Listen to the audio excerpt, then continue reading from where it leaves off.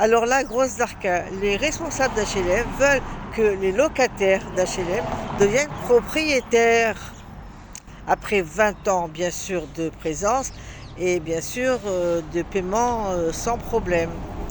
Mais, mais quelle erreur, quelle erreur, quelle erreur, quelle erreur. Je vais vous dire pourquoi. Parce que moi, avant, j'habitais dans une propriété privée, parce que j'avais pas d'HLM, donc j'étais obligée de payer.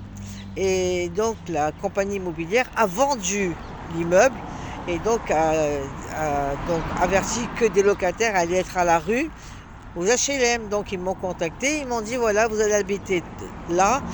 J'habitais au 11e étage. Mais 2 ans après que j'ai habité, ils ont fait un ravalement total de l'immeuble de 15 étages. Mais c'était des tours, il y avait 5 ou 6 tours autour de moi. Ils ont recommencé la menuiserie, la plomberie, donc les chauffe-eau. Ils ont recommencé les portes coupe-feu. Ça a coûté des millions. Imaginez-vous que les gens qui sont en HLM, qui payent avec la location logement 200 euros par mois, 300 euros par mois, mais ça va leur revenir des millions. J'ai compris pourquoi les patrons d'HLM se libèrent de ça, parce que comme les loyers sont pas très chers, donc jusqu'à quand ils vont payer de leur poche?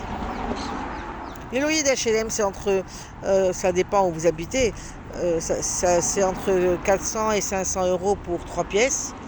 2 pièces, je crois, 380 euros.